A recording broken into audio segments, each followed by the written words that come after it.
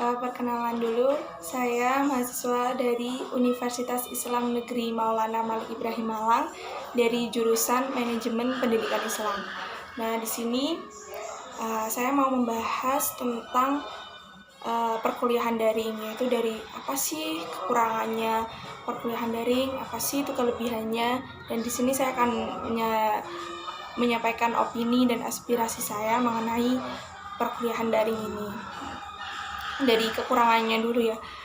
Memang sih kebanyakan berpendapat bahwa perkuliahan daring ini tidak efektif gitu, dikarenakan ya kita kan menggunakan aplikasi atau menggunakan sebuah teknologi, jadi harus memerlukan koneksi atau jaringan yang memang harus bagus gitu.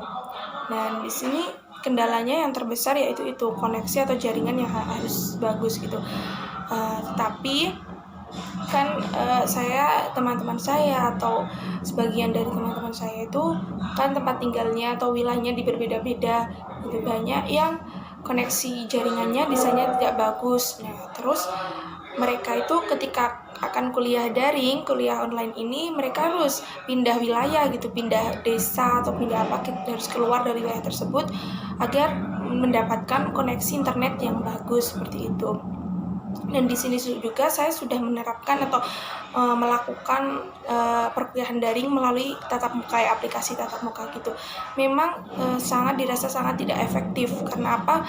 Ketika kuliah berlangsung gitu, tiba-tiba itu memang gambarnya atau suaranya itu tidak muncul, yaitu dikarenakan karena koneksi di antara teman-teman semua, atau koneksi guru, dosen atau pengampunya tersebut tidak bagus gitu.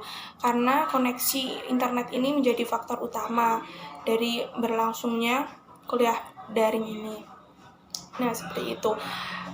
Yaitu kekurangan yang sangat menonjol itu dari koneksi internetnya itu.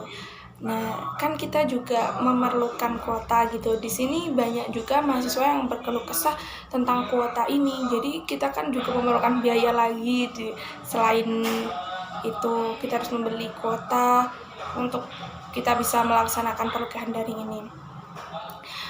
Di sisi lain juga, perkuliahan daring ini lebih menonjol pada penugasan gitu. Jadi ini bukan kuliah online, tapi penugasan online gitu menurut saya.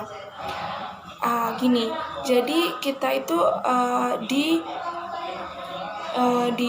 dikasih tugas gitu, disertai dengan deadline gitu. Jadi kita belum paham benar materi apa yang disampaikan, tapi sudah diberikan tugas dengan batasan waktu tertentu. Nah, itu membuat kita keberatan juga dalam perkuliahan online ini. Karena dari segi judulnya aja kan perkuliahan online, bukan penugasan online seperti itu. Kita membutuhkan kayak penjelasan dari pengampu agar kita memahami materi yang akan disampaikan gitu, seperti itu. Bahwa aplikasi yang tadi tatap muka itu memang tidak efektif, dan ada jalur lain yaitu seperti VN pada WhatsApp itu lebih efektif menurut saya. Jadi karena itu kan diunduh gitu. Jadi bisa efektif kita mendengarkan penjelasan dari dosen tersebut, dan mengenai tambahan, sanggahan atau diskusi juga lebih efektif di grup WhatsApp menurut saya seperti itu. Dan di sisi lain juga mestinya ada dampak positifnya juga kan seperti itu.